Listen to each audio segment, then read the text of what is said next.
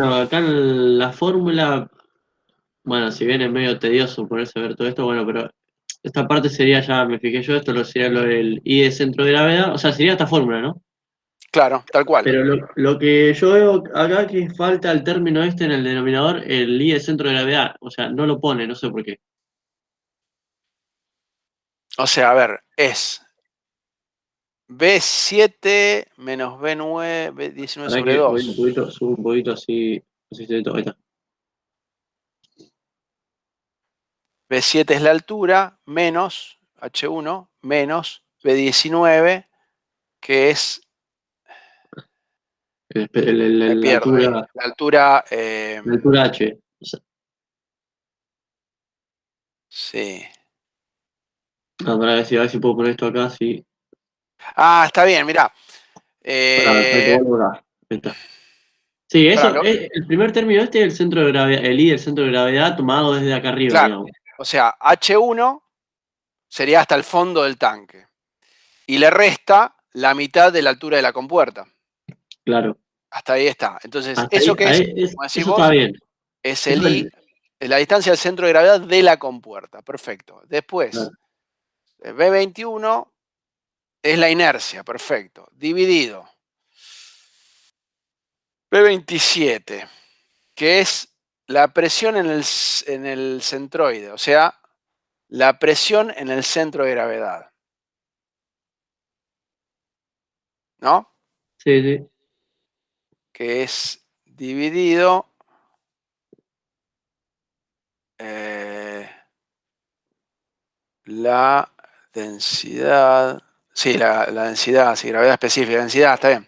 Claro, La pues ya densidad, hace la conversión esa, pero pasa la a la densidad, está bien. densidad. No, está bien. Claro, pero o sea, no divide nunca en la parte de la Ah, no le inercia. suma nunca el. No, Claro. sí. A ver. No, no, porque esto ya viene aparte, o sea, esto es este Ah, es un término. error de la planilla eso. Claro. Sí, sí, sí, sí, es buena Porque yo lo observación. estoy haciendo, yo lo que hago generalmente es, o sea, digamos, el problema lo agarro, lo resuelvo yo a mano y después me fijo si las fórmulas son más o menos. No, está buena la observación. Sí, es un error de la planilla eso. Sí, ahí está faltando el I centro de gravedad. Claro, ¿Entienden todo lo que plantea, cómo es tu nombre? Max. Maxi. ¿Ven todos lo que plantea Maxi? Esas cosas por ahí se nos han pasado. A ver, vamos a ver si la puedo corregir yo. Yo creo que soy administrador, no estoy seguro. Déjenme ver. Tanques solidarios. Eh, Eso lo tenés. A ver dónde está eso. A ver, esto es Hidrostática. en el centro de presión en la 30. Ah, sí, en la B30. Sí, a esto hay que sumarle. A ver, queré que. Bueno, yo comparto la Dale, pantalla, si dale, te todos dejo ven. compartir a vos. Bien.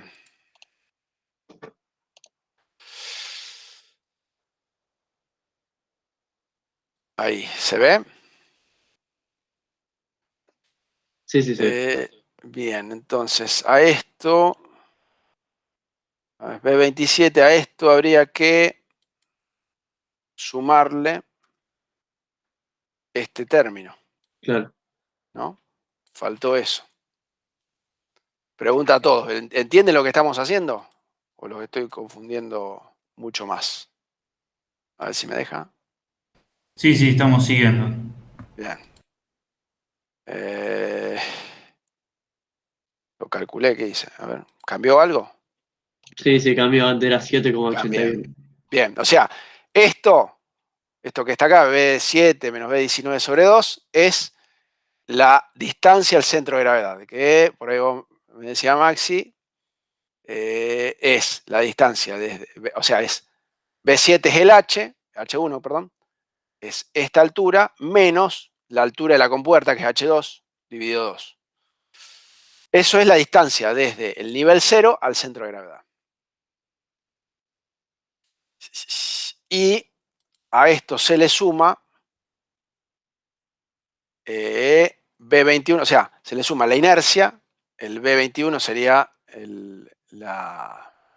la inercia en ZZ, digamos, la inercia polar, la inercia doble.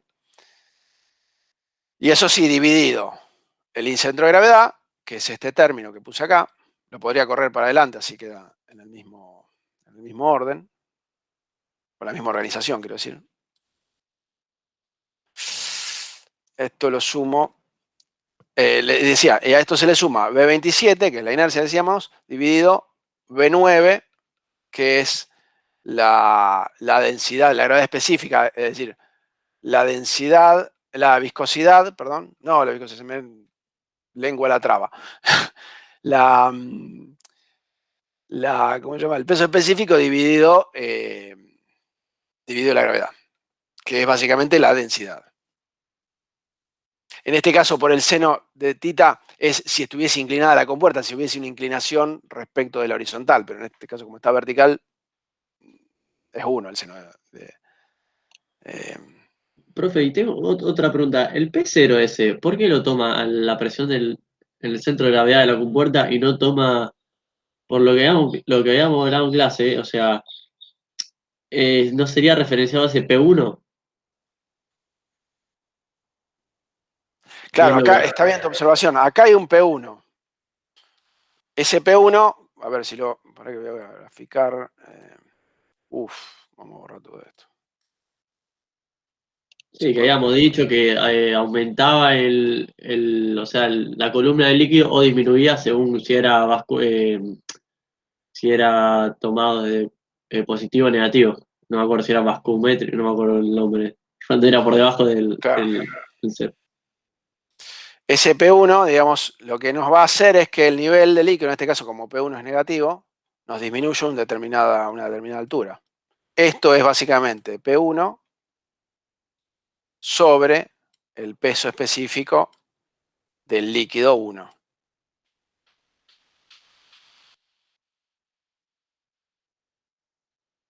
¿Se entiende? Claro, pero ahí lo toma en la fórmula, ese P0 lo toma como la presión en el centroide. ¿No sería ese P1? No sé si me explico. En la fórmula del ICP, Sí. que es lo que también me hacía ruido. Claro, lo que acá tal vez falla es que tenemos que calcular una especie de nuevo H1. Es decir, en realidad, ¿dónde está esto? Este valor, la posición del centro de presión, no la tenemos que calcular con este B7. La tenemos que calcular con un nuevo valor, con una nueva altura. Eso es lo que le falta acá. Con una nueva altura que va a ser el nivel anterior, el nivel original, menos en este caso, la presión a la que está sometido. ¿Por qué menos? Porque la presión es negativa, es una presión vacuométrica. O sea, Sí, o hay que sumarle a sumarle eso, o a todo sumarle. eso, sumarle Claro, el término ese y que va a quedar positivo o negativo según la presión. claro, o sea, en realidad está bien la observación. Aquí lo que le falta a esta planilla, porque posiblemente esta planilla, y esas cosas son cosas que se nos van pasando por alto, esta planilla fue pensada para cuando había presión cero en la parte superior. Ahora, si vos tenés, como decís vos, esa presión diferente, lo que hay que hacer es a este H1 sumarle el equivalente, o el equivalente en carga de lo que genera esta presión, el nivel. Entonces, a esto tal vez le falte, a ver dónde estaba. A este H1, quizás habría que calcular un H1, hay que sumarle, ¿qué cosa? El P1,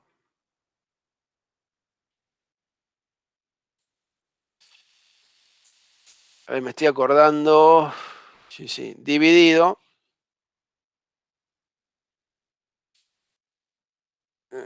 esto es en metros, sí.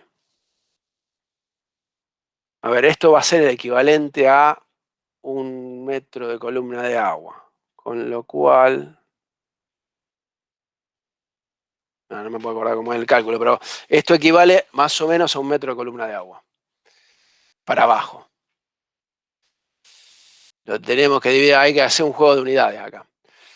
Pero bueno, Acá, después en todo caso lo modifico este fin de semana para no perder tiempo ahora en la clase, pero es clave esto, que acá lo que está faltando es restarle, vamos a ponerlo así, menos 1 metro, aproximadamente, no es 1 metro, pero es aproximadamente 1 metro. ¿Por qué? Bueno, justamente una atmósfera que equivale a aproximadamente 1 kilo por centímetro cuadrado,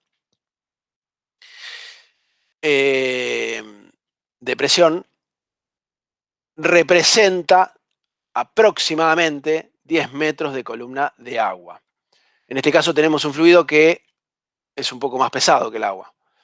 Entonces, tal vez implique 12 metros de columna de agua. Entonces, la décima parte de eso va a representar aproximadamente 1,2 metros.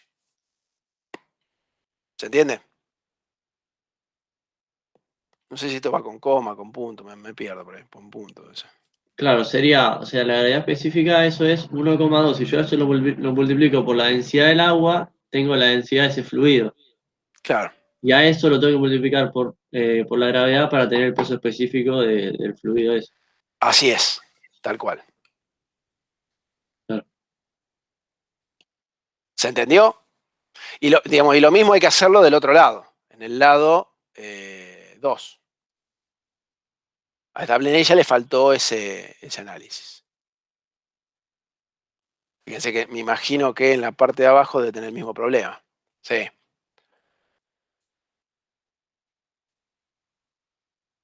Bueno, esto después lo corrijo así lo tienen bien. Son esas cosas que nos van pasando por alto. Bien.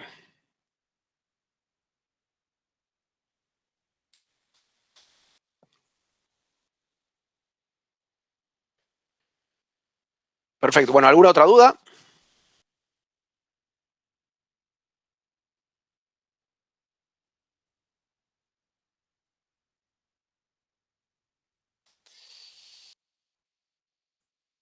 Por ahora no, profe. Perfecto. Bueno, seguramente les van a ir surgiendo y la idea es ir solventándolas clase a clase. Llegamos a este punto, ya les digo, la clase que viene seguramente un rato al inicio vamos a tomar para las dudas que tengan en todos estos temas. Pero digamos, vamos a cerrar por el momento hidrostática. No es que se cerró el tema definitivamente, sino que vamos a avanzar con el tema siguiente, que es o sea, el módulo 3, que está vinculado con balances integrales. Voy a ver dónde está esto. Ah, bien. ¿Me están viendo la pantalla? Balances integrales. Bien. Antes de empezar, les hago un comentario. Yo ordené el foro, en realidad ordené las entradas que había en el foro, un poco para también orientarlos en cómo ver los temas. Ahora vamos a hacer una introducción, en la clase que viene seguiremos con una introducción y aplicaciones específicas, pero el grueso del tema está tratado en esta entrada del foro, que le puse clases magistrales, balances integrales, sí. Donde ahí les doy como una especie de guía de cómo tienen que encarar el tema. Básicamente, yo les propongo que vean las 3 clases magistrales hechas el año pasado. Hay 2 que son, digamos, se fue tratando en 3 clases, básicamente. Hay 2 que son clases que di yo y la tercera son varias partes de clases que dio César, donde se tratan todos los temas de balances integrales. Y después, sí, o sea, una vez, importante que vean estas 3 clases, será en total 2 horas y pico de clases, en total, un poco más tal vez, pero eso es clave. Y después les propongo que sí vean todos estos ejemplos. Todos estos ejemplos son ejemplos aplicados de ejercicios que vamos a ver durante este tema. O sea, vamos a ver algunos, otros directamente me voy a remitir a estos ejemplos resueltos. Son ejemplos que, por ejemplo, vamos a ver este de balance de momento lineal. No duran más de 5 minutos, mira, 10 minutos, por ejemplo, en este caso. Y es un ejemplo que tenemos acá disponible en este ejercicio, en este tema. Lo mismo para los otros. El ejemplo del chorro sobre la placa plana es un ejemplo que, para que tengan una idea, es un ejemplo que usamos mucho a nivel de ejercitación y también suele ser un ejemplo de examen. Así que esa sería un poco la hoja de ruta que tienen que encarar con este tema. Bien, entonces vamos a empezar a ver el tema. Esperen que lo encuentre el tema. Aquí. Decía, vamos a empezar a ver el tema. Nosotros hasta ahora venimos trabajando con, básicamente, fluidos estáticos. No vimos nada vinculado, salvo estos comentarios que les hice, y sobre lo de cavitación, pero no vimos nada vinculado con fluidos en movimiento. Sí, ¿alguien iba a decir algo?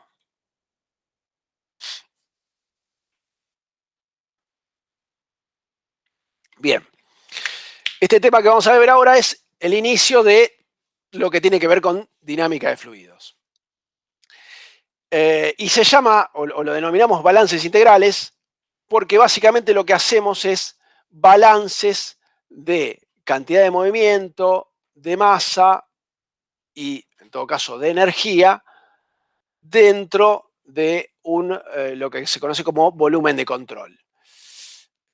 Ustedes seguramente de termodinámica ya han visto qué es un volumen de control. En ese caso, en general, lo aplicaban a fluidos que transferían energía, y en todo caso masa. Acá la aplicación está principalmente orientada a transferencia de masa y transferencia de momentum.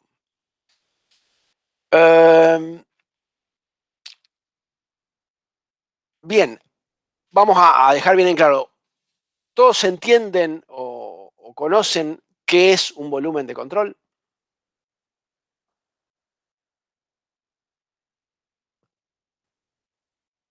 ¿O qué interpretan por volumen de control? Sí, era la región, digamos, que queríamos estudiar, justamente una parte del universo, creo que lo definía, una cosa así. Bien, claro. O sea, está bien la observación. Es decir, si ustedes, por ejemplo, en el caso, vamos a casos puntuales de fluidos, si ustedes quieren estudiar, por ejemplo, qué ocurre con un fluido que se desplaza dentro de un conducto, ¿sí? Tiene un determinado campo de velocidades. Es decir, si ustedes miran una región determinada, van a ver que las partículas de fluido tienen velocidades con dirección y módulo determinada. En general lo que hacen es, no analizan todo el universo de ese fluido, digamos, todo el universo que rodea ese campo de fluido, sino que analizan solamente la región que les interesa, que suele ser, por ejemplo, en el caso de un flujo interno, o sea, un fluido que circula dentro de una geometría, una parte de eso. La parte que principalmente nos interesa, que es la parte propiamente del fluido. Entonces, lo que se hace es, se coloca como una especie de ventana, para verlo gráficamente, una región dentro de la cual se hace el análisis. Nosotros en esta primera etapa, en balances integrales, lo que vamos a hacer básicamente no es estudiar lo que pasa dentro de esa ventana, es decir, qué ocurre con las partículas de fluido dentro de esa ventana, sino, voy a cambiar de color, o sea, dentro de cada punto de esa ventana, o sea, cómo son las velocidades, cómo es la distribución de velocidad, cómo es el movimiento de ese campo de fluidos, sino lo que vamos a estudiar es qué pasa en las fronteras de ese sistema, qué pasa en la frontera de ingreso, en la frontera de egreso, si hay transferencia de algo, energía, masa, con esas fronteras del sistema, cómo es. Es decir, nuestro análisis va a ser, como bien dice el nombre, integral de un volumen determinado, el volumen de control en este caso. Entonces se va a basar básicamente en balances.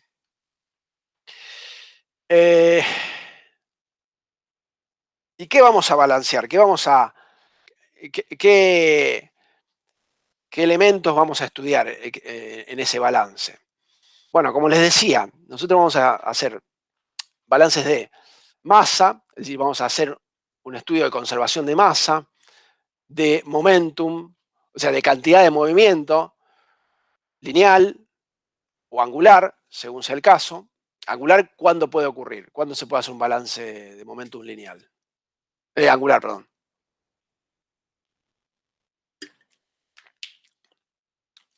Si tiene un fluido rotante, por ejemplo. Si tiene un fluido que cambia de dirección. Si tienen un fluido, como les mostraba, una cañería, donde circula un fluido, el balance en general es de tipo lineal. Y además, balance de energía. ¿Cuándo tienen en cuenta o cuándo tiene sentido tener en cuenta la ecuación de la energía? Les pregunto. Cuando cambiaba la altura, cuando había un golpe, una diferencia de altura apreciable, ¿no? Por ejemplo. Sí, pero eso van a ver que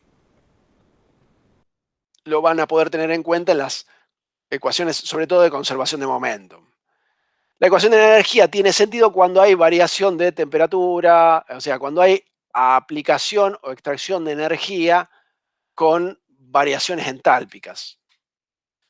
Si estamos trabajando con una temperatura constante, o sea, un sistema isotérmico, donde no hay variación de temperatura en el interior, la ecuación de la energía no tiene mucho sentido. Es decir, sí va a haber una variación de energía del sistema, pero se puede tener en cuenta con las ecuaciones de momentum.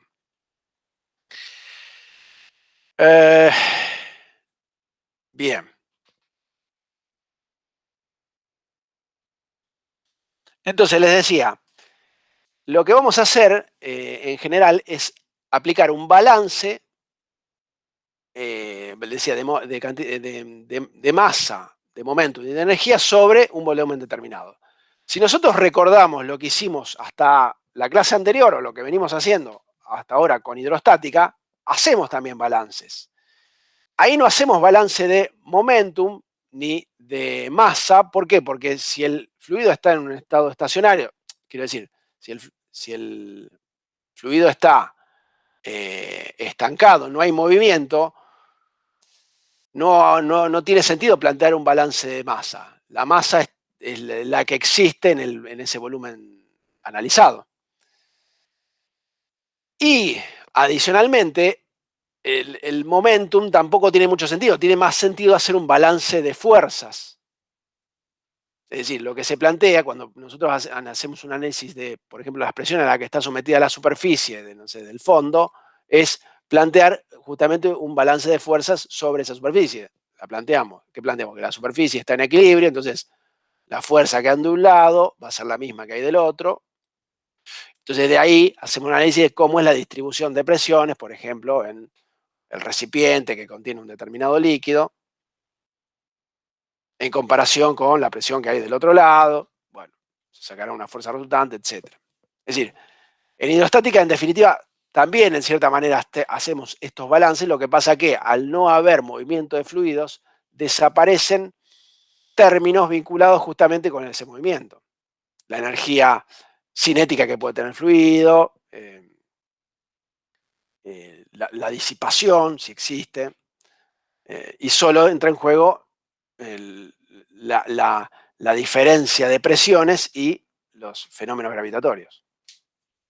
Es decir, la diferencia o la variación de presión, como dice bien acá, tendrá que ver con la aceleración a la que está sometido el fluido, que va a ser una parte vinculada con la fuerza de gravedad, una parte vinculada con las aceleraciones lineales y otra parte, si existiesen, con las aceleraciones centrífugas, fluido rotando.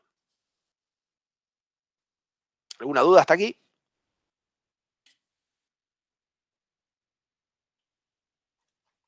No, se entiende, profe. Perfecto. Esa P, profe, dijiste que es cantidad de movimiento. Que, digamos, ¿Dónde está, perdón? abajo de todo, la P No, esa no, que dijiste. acá, laplaciano de P es el laplaciano de la presión. Ah, la presión. Está bien. Presión. Perdón, presión. Bueno, espero que lo entiendan. Sí, me colgué y no te había escuchado que era la P. Claro, si el fluido está estancado, no hay movimiento, no tiene mucho sentido plantear la cantidad de movimiento, porque ¿cuál es la cantidad de movimiento en ese caso? Nula. Pero sí van a existir fuerzas vinculadas con presión, existe una variación de presión. Si el fluido está estancado, digamos, no hay movimiento, esa variación de presión se balanceará con alguna fuerza resultante, ya sea la del recipiente conteniéndolo, entonces la fuerza resultante, o la tensión interna del recipiente se equiparará con la distribución de presiones que genera el fluido en el interior. Pero lo que vemos de hidrostática es que esa variación de presiones o ese gradiente de presiones tiene que ver con las aceleraciones a las que se somete ese campo de fluido. Que como dijimos, serán la aceleración gravitatoria y las otras aceleraciones a las que se lo someta. Si se desplaza en un vehículo, la aceleración lineal a la que es sometido. Y si además, o aparte, digamos, rota el volumen, a la aceleración centrífuga a la que es, también se lo hace rotar.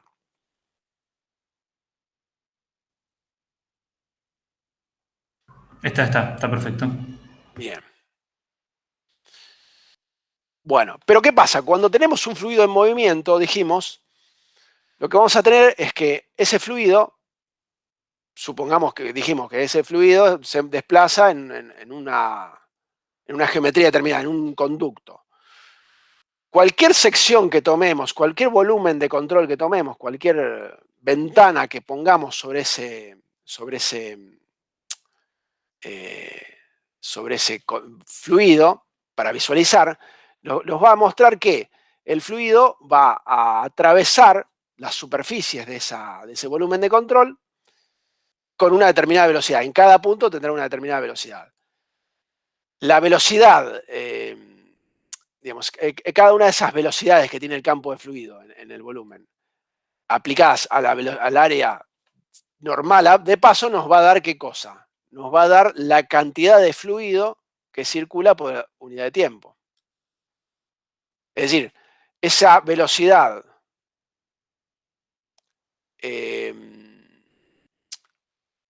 circulando por un área determinada nos da básicamente la cantidad de la masa de fluido,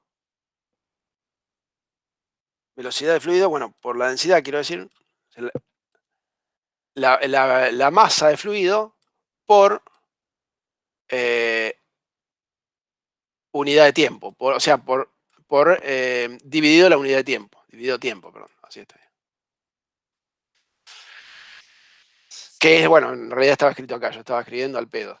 Es decir, el fluido que atraviesa las fronteras de mi volumen de control, fluido circulante que atraviesa la frontera de mi volumen de control, será básicamente la velocidad con la que circula ese fluido normal a la superficie de mi volumen de control, aplicado a cada sección de paso, a cada sección, a cada geometría. Que si lo analizamos diferencialmente, o sea, si vamos a diferenciales de área por los que circula cada una de las partículas de fluido, nos dará una especie de caudal diferencial. Si lo integramos en toda la sección, y eso vamos a un ejemplo más práctico, pensemos en esto como si fuese un conducto de sección circular, donde lo que analizamos es el flujo entrante, velocidad de entrada, versus velocidad de salida. Tendremos áreas a la entrada y área a la salida. Entonces, la cantidad de fluido que me está ingresando será la velocidad con la que ingresa el fluido por el área de paso a la entrada, y eso es unidad de volumen de fluido por sobre tiempo. Y si esto lo multiplicamos por la densidad del fluido, ¿qué nos va a dar? Caudal másico. La masa por unidad de tiempo. Ahora, eso que dije yo es muy lindo, pero ¿qué pasa? Supónganse que nosotros tenemos un fluido que en esta zona, en esta región, tiene una determinada densidad. Por acá abajo tiene otra densidad. Y así sucesivamente. ¿Esto es tan fácil de realizar? ¿Es tan rápida la cuenta? ¿O tendríamos que hacer algo más parecido a lo que vemos aquí? Una integración en toda la superficie de la densidad de cada punto por su velocidad, la velocidad en definitiva normal a la sección de paso, por diferencial de área.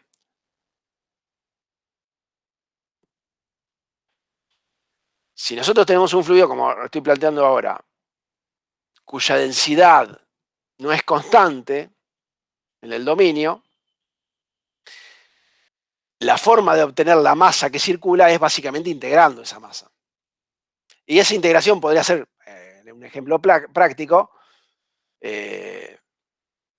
pesan la cantidad de fluido que está saliendo, pesan el fluido total saliente. ¿Se entiende? De manera grotesca, si yo pongo acá abajo una balanza y dejo circular una cantidad de fluido en un tiempo determinado y lo peso, bueno, saqué cuánto es la masa que circuló por ahí. La forma matemática o más adecuada sería hacer una integración del volumen, de cada uno de las partículas de fluido que salen por cada diferencial de área, con una velocidad normal a ese diferencial de área, y multiplicado por la densidad que tienen esos diferenciales en ese lugar. ¿Se entiende? O sea, estás resolviendo la integral de manera experimental, podríamos decir.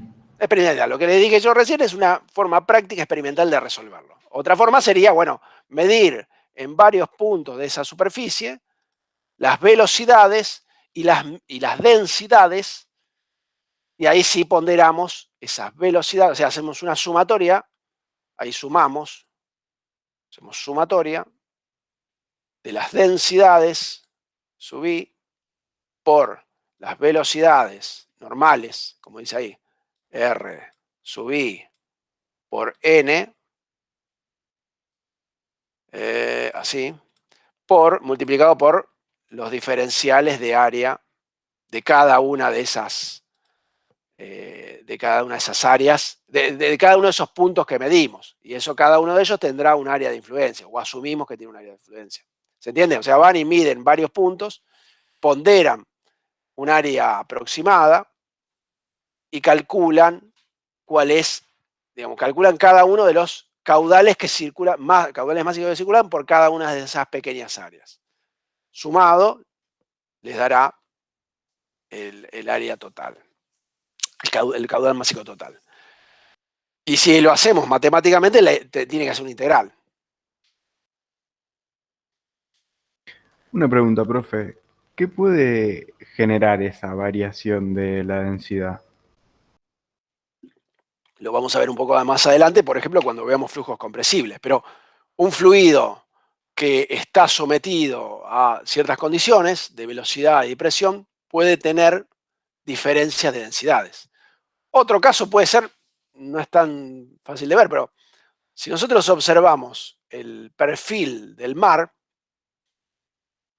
a cierta profundidad, digamos, en el lugar donde haya una profundidad importante, vamos a ver que en la parte superior la densidad del agua será una, y en la parte inferior va a haber una variación de densidad. De hecho, cualquier fluido que está sometido a una presión variable tendrá una variación de densidad. Lo que pasa es que de ahí a que sea importante o para tener en cuenta es otra cuestión.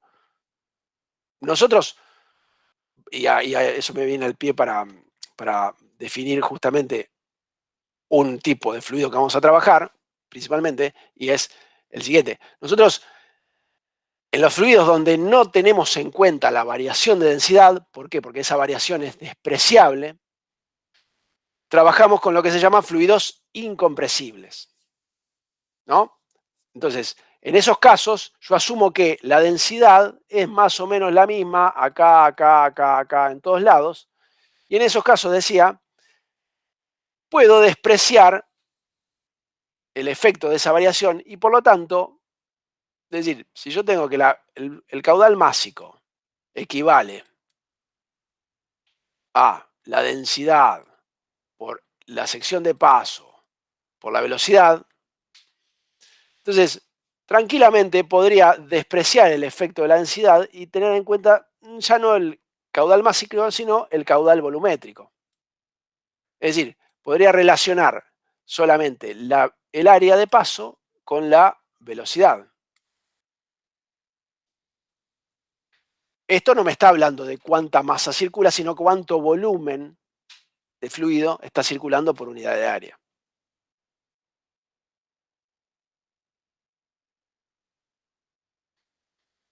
¿Se entiende?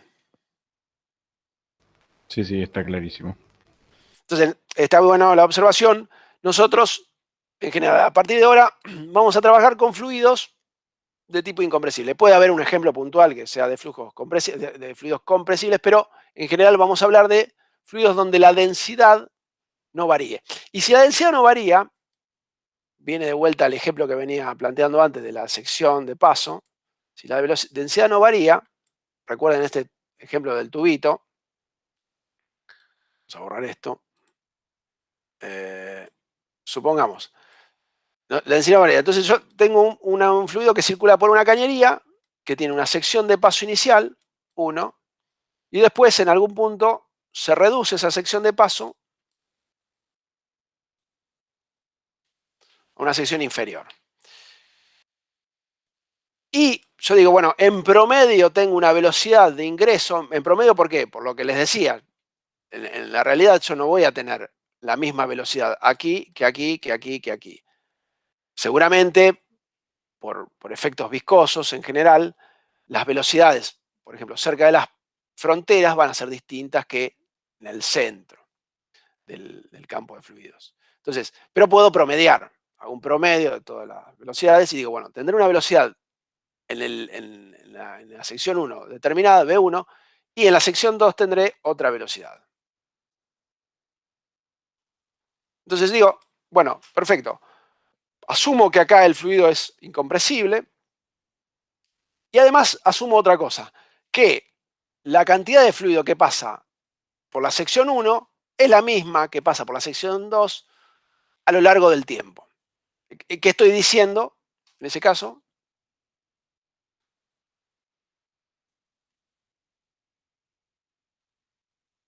Que es incompresible.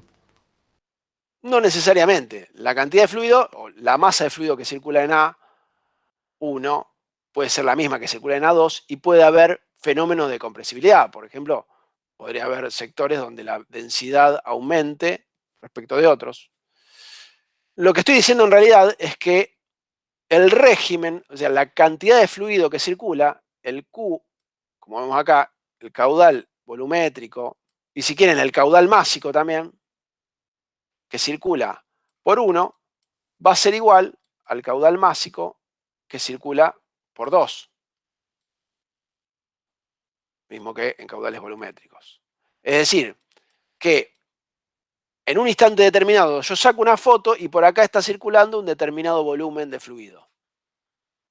Y en esa misma foto veo que está circulando la misma cantidad en el otro extremo. Es decir, no habría en ese caso acumulación o retiro de masa de dentro de la región que contempla estas dos áreas. Que esa región podría pensarse como un volumen de control. ¿Entiende? Yo puedo tomar un volumen de control entre el área, esta área aleatoria A1 y el área aleatoria A2. Y lo que está dentro, que es básicamente un volumen de fluido, todo esto, vamos a ponerlo de otro color, así en rojo, todo esto que está acá adentro, así, se reduce, pasa por acá, a ver, bueno, así, todo eso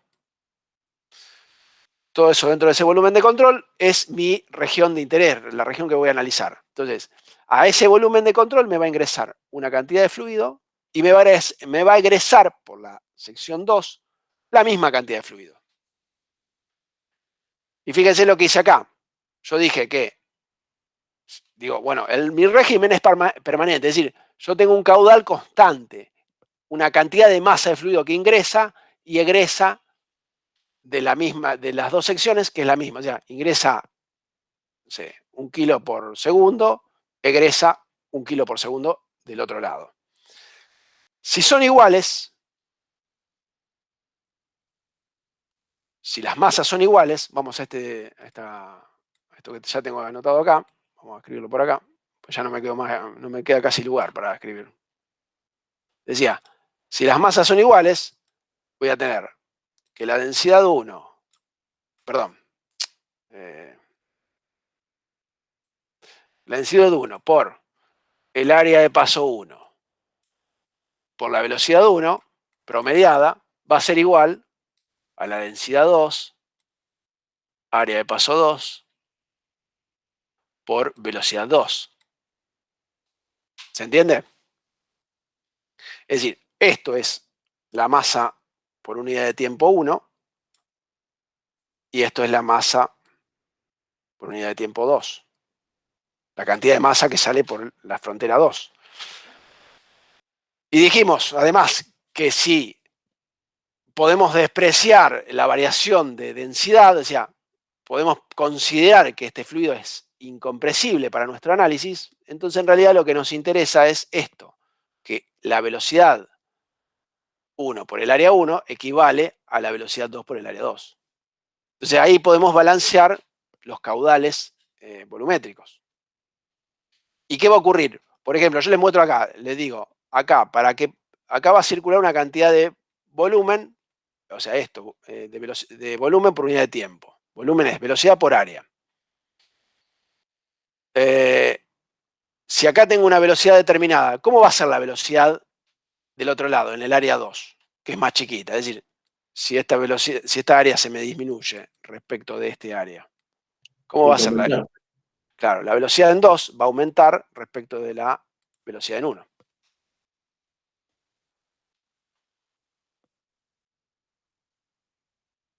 ¿Se entendió? Sí, sí, se entendió. Bien, ese es un punto importante y es la primera ecuación o el primer punto que tenemos que tener en cuenta. Nosotros cuando hagamos balances integrales, veremos después cuando hagamos balances diferenciales, lo que vamos a hacer básicamente es balancear primero la masa y después, o adicionalmente, la cantidad de movimiento. Ya que está, aprovecho las diapositivas y vuelvo al tema de volumen de control. Que, bueno, como dice la definición, es una región del espacio bien definida, que la definen en general ustedes, que la pueden distinguir del resto del universo, y que tiene la particularidad de que en esa región ustedes lo que hacen es intercambiar materia, energía, o materia o energía, mejor dicho, a través de, ¿qué cosa? De las fronteras. Intercambian y dentro de ella pueden acumular o mantener constante esa propiedad. Ejemplos de eso puede ser, bueno, como vemos acá, y parecido al ejemplo que les acabo de contar, un volumen de control fijo, donde en el interior lo que tienen es, por ejemplo, esta geometría de una cañería que reduce su sección de paso. Ahora bien, el volumen de control, si bien acá yo veo un rectángulo que abarca todo lo que hay adentro, o sea, tanto el espacio abierto como el vacío, como la estructura de la cañería y el fluido que circula adentro, en realidad mi volumen de control va a estar más vinculado con el fluido que estoy analizando. Es decir, mi volumen de control propiamente dicho seguramente que va a ser el interior de esta cañería por donde circula el fluido. Básicamente el dominio de mi análisis. ¿Se entiende? Este va a ser básicamente mi volumen de control. La particularidad de que ese volumen de control es fijo. ¿Por qué? porque no me estaría, yo lo que estoy analizando no es algo que modifica su geometría o se desplaza como en los otros casos, sino que es una ventana fija en un lugar donde veo qué pasa con el fluido que ingresa y qué pasa con el fluido que está ingresando en otra superficie. ¿Se entiende?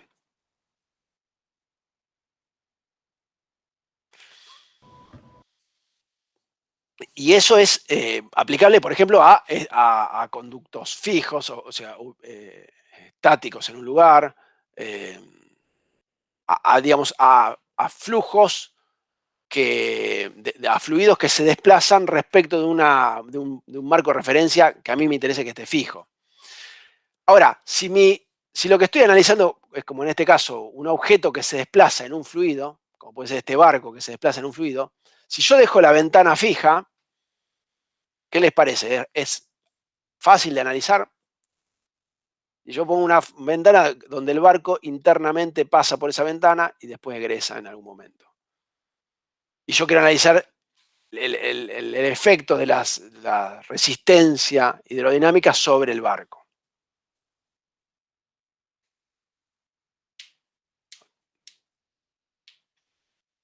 No, profe, imposible. No es imposible, pero es complejo, engorroso y justamente todos los desarrollos de sistemas de referencia fijo y móvil empiezan a perder sentido. Entonces, ¿qué me conviene ahí? Que mi barco esté fijo y lo que circule es el fluido, porque lo que nos interesa analizar es la circulación o el desplazamiento del fluido. El desplazamiento del fluido entre mis fronteras de volumen de control. En este caso, mi volumen de control se desplaza con un objeto, pero es indeformable. Y un caso de volumen deformable podría ser el que vemos aquí, que se suele aplicar para aquellas situaciones donde se modifica el volumen o la geometría que estamos analizando, como puede ser el caso de este cilindro. El interior de un cilindro debe ser de combustión, por ejemplo. Entonces ahí el volumen interno va variando en función del desplazamiento del pistón. Y a mí lo que me interesa es qué pasa con los flujos ingresantes y egresantes.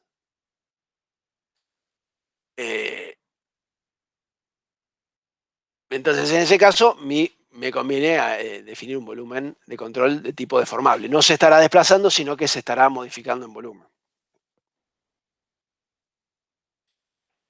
Todos estos análisis, o sea, los tres tipos de volumen de control pueden tener en cuenta casos de régimen permanente, es decir, donde el caudal másico de fluido ingresante y egresante a lo largo del tiempo se mantiene constante, o regímenes impermanentes o dependientes del tiempo, donde, por ejemplo, yo puedo tener una situación en donde lo que ingresa es mayor a lo que egresa y tenga acumulación en el interior. Eso es más visible quizás en un caso como el cilindro. Podemos tener ingreso de fluido tal que lo que ingresa y no egresa nada, entonces aumenta la masa total dentro de mi volumen de control. Ese volumen de control puede aumentar de tamaño en ese momento y mantener, por ejemplo, la densidad constante. Recordemos que la densidad es la masa sobre el volumen, pero básicamente en mi volumen de control, en un caso como este, tengo ingreso de masa y no egresa nada, por ejemplo, entonces tengo acumulación. Profe, una cosita que no me quedó claro. Ahí, o sea, en un volumen de control, ¿la densidad siempre se tiene que mantener constante o puede que no? Que pase. No. Mi volumen de control es justamente un marco de referencia para analizar el flujo. Pero en mi volumen de control podría tener una variación de la densidad. Depende de las hipótesis que nosotros nos planteamos de entrada en función del fenómeno. Si en un caso como este podría tranquilamente trabajar con una situación de densidad variable. ¿Cuándo? Y bueno, supongamos que ingresa un caudal determinado, o sea, un caudal másico determinado, que, en definitiva, el caudal volumétrico ingresante es mayor que la variación de volumen, o sea, lo que aumenta el volumen es inferior al volumen que requiere para mantener la densidad constante. ¿Se entiende? Sí, perfecto, profe. O al revés, digamos, que el aumento de volumen es superior al necesario para mantener esa densidad constante. Depende, como les decía, de cómo se analiza el fenómeno y la característica del fenómeno.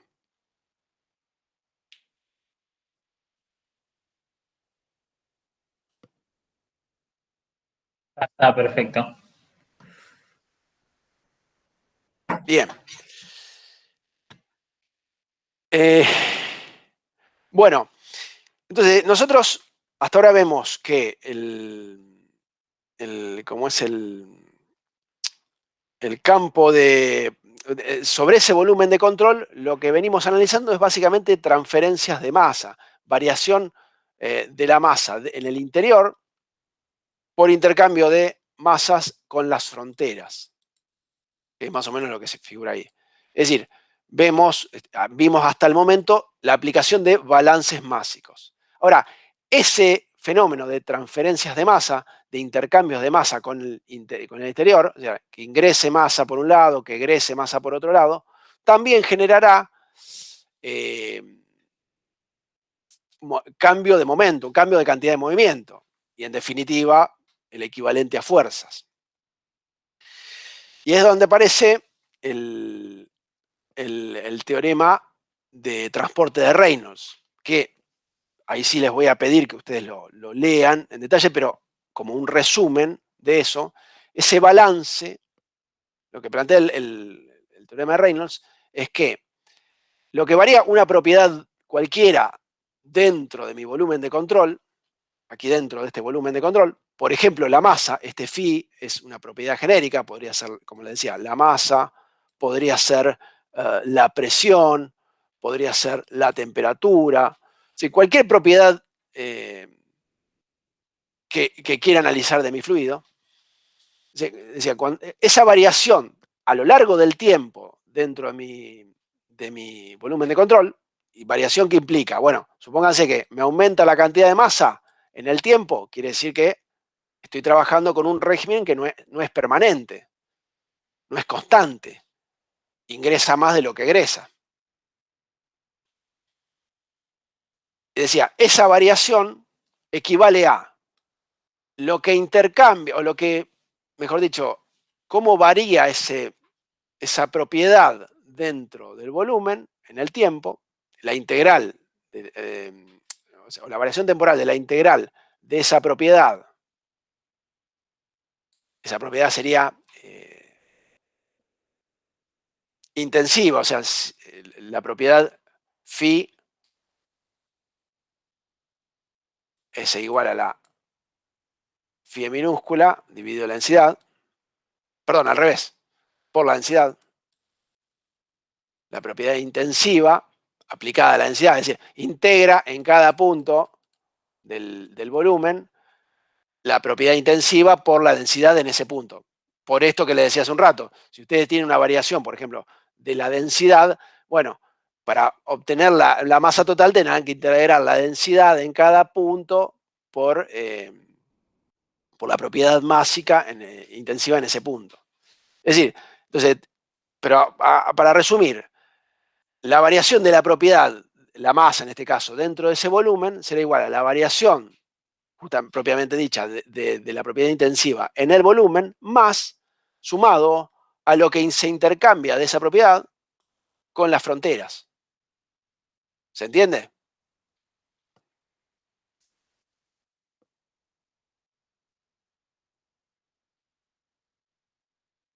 De vuelta. Sí, profe, vamos más o menos siguiendo. Esto sería la acumulación o pérdida en el tiempo de la propiedad dentro del volumen, más lo que intercambia entre las fronteras.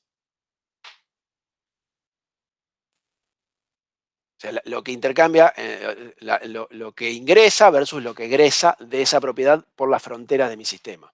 Que las fronteras, de vuelta, si mi volumen de control es el interior de un caño horizontal, por ejemplo, de sección circular, bien sencillo, mis fronteras, ¿cuáles van a ser? Las áreas de entrada y el área de salida, o sea, estas dos. Esto va a ser A1 y esto va a ser A2. Entonces yo tengo que evaluar, primero, cuánto gano o pierdo en el tiempo de la propiedad, por ejemplo, masa, dentro de este volumen, que sería esto que vemos aquí, más la diferencia entre lo que sale versus lo que entra. De la propiedad, cuánto sale por A menos cuánto entra por A1. Eso me va a dar cuánto quedó.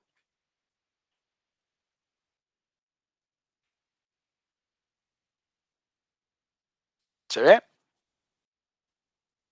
Sí, profe.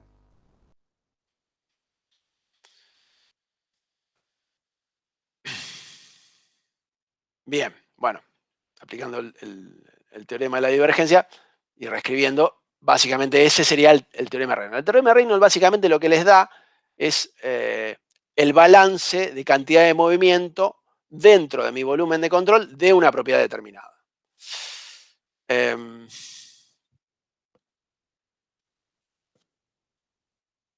Bien.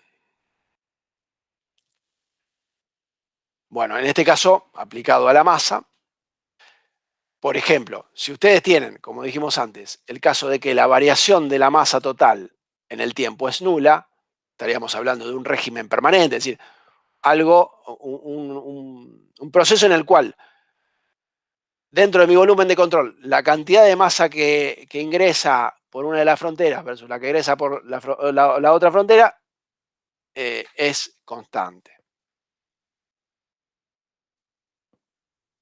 Y además, que dentro en el tiempo lo que varía la cantidad de masa es nula.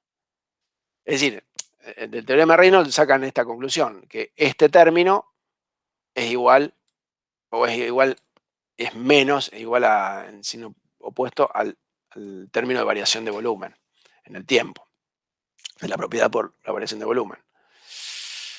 De manera algebraica, esto quiere decir que lo que ingresa, o mejor dicho, lo que egresa, la sumatoria de la propiedad aplicada al caudal, o sea, esto es básicamente el caudal másico, M punto saliente, out, ahí no me salen las letras, out, versus el ingresante, es igual a lo que varía la propiedad dentro del volumen. Y esto es igual a cero, porque dijimos que es un caso en donde el caudal es constante, digamos, no hay variación temporal de la masa. Profe, acá tengo una duda. Primero, vos cuando decís régimen permanente es lo mismo que decir régimen estacionario, ¿no? Es lo mismo. Está bien tu pregunta, sí. Régimen permanente sería el régimen estacionario, sí. Bien, esa primer integral, ¿no se tendrá que hacer cero? Porque, digamos, tenés... ¿Qué primera integral? Perdóname. Esta integral. Sí. Sí, no, está bien. Porque a mí me hace ruido una cosa, yo estaba leyendo hoy, justo estaba leyendo el capítulo 3 del White que estaba recomendado, y bueno, al principio del capítulo hace la introducción, ¿no? y habla de las ecuaciones que como que siempre se conservan, que habla un poco de las leyes termodinámicas y las describe, y una de la primera ley que enumera es la conservación de masa, ¿no? Que la variación de masa siempre es cero. Ahora, después cuando te da los ejemplos, el 3.1 y el 3.2, da un ejemplo, primero de una tubería, digamos, de una tubería tipo T, supongo, que entra un caudal y salen dos, o entra dos y sale uno, no me acuerdo cómo era.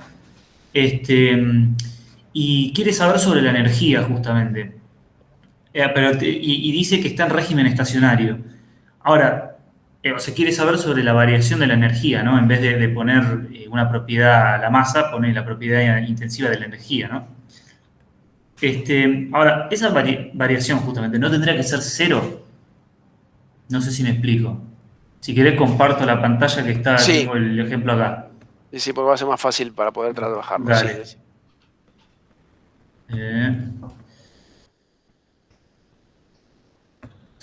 Sí, a ver.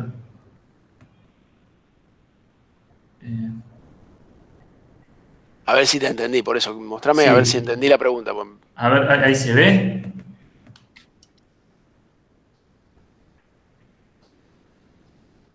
¿Se ve en pantalla? Hmm, Sí, yo lo estoy Es, viendo. es este ejemplo, ¿no?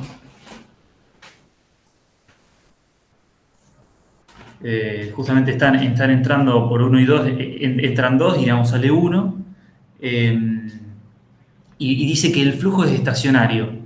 O sea, justamente si es estacionario, sé que todas las propiedades, digamos, en relación al tiempo no varían. Bueno, acá da los números, etcétera, etcétera. Y acá cuando escribe justamente la ecuación, que es el teorema de Reynolds, ¿no? Esto es lo que egresa y estos dos son las entradas. Esto, digamos, este valor, digamos, la energía no tendría que ser cero justamente. O sea, no tendría mucho sentido el ejercicio. No, pero hay un punto que no terminé de Sí, describir, pero está bueno lo que planteas. Subí un poquito. sí. Vos ahí, a ver, vos ¿El tenés un dibujo? balance de cantidad de movimiento en las fronteras. Y además, si volvemos a la ecuación bueno, capaz que te lo tenga que compartir.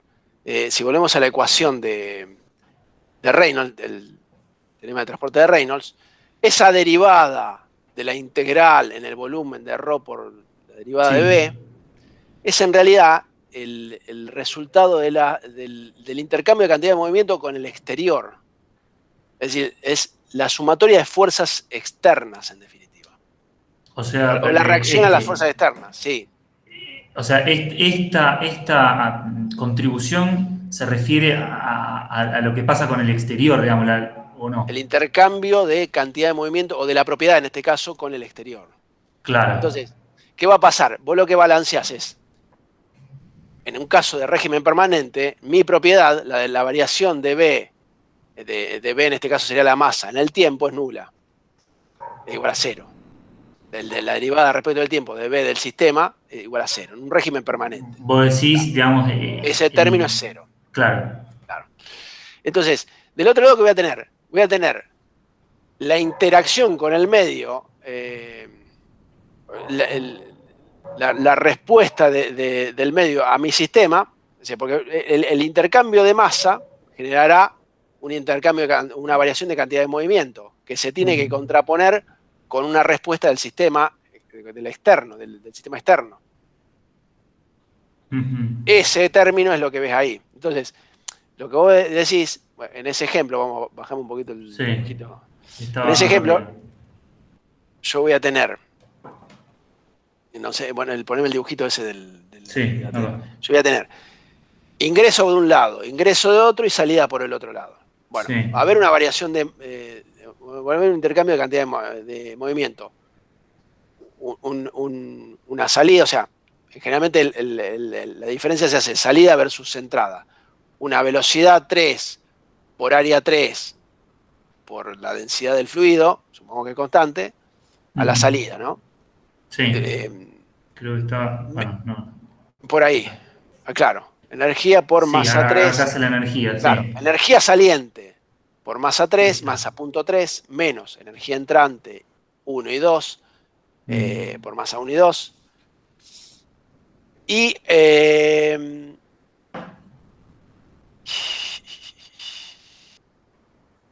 claro, acá lo hace, bueno, y obtiene un resultado, es decir, no estaría saliendo energía en este caso.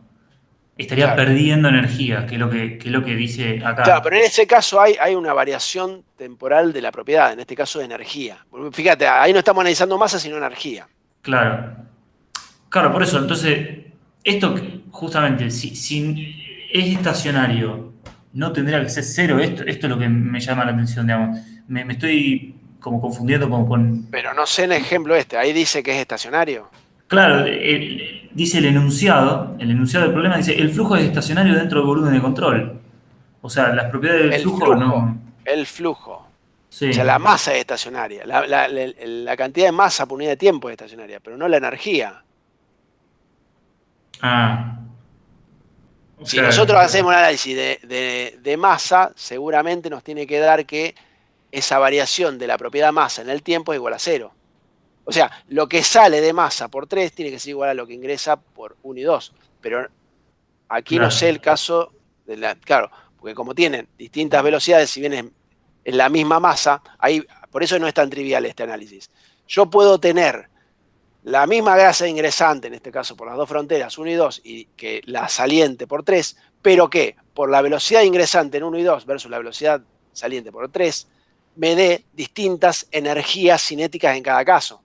O sea, puedo tener, por ejemplo, como en este caso, más energía cinética de la masa saliente que las masas entrantes. En ese caso, ¿qué voy a tener en definitiva? Voy a tener una reacción, o sea, esto va a tender a desplazarse. El recipiente que contiene al líquido, el tubo, va a tender a correrse. Va a aparecer una fuerza externa, va a ganar, si el resultante energético de mi sistema, de mi volumen de control, es un valor distinto de 0, quiere decir que esto tiende a desplazarse.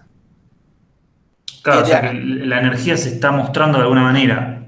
Digamos, Claro. Acá en el comentario abajo, digamos, dice como que nos indica que debe haber una pérdida de calor en este caso. En este caso es pérdida de calor, está bien. Está.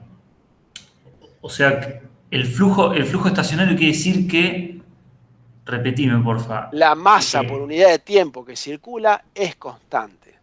Claro, el caudal másico es constante. El caudal másico es constante. Está bien. En todo caso, te tendría que haber dicho que la energía por unidad de tiempo es constante.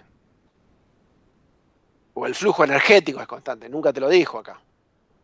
Claro. Solamente te dijo que la masa por unidad de tiempo, o que el caudal másico es constante. Bien.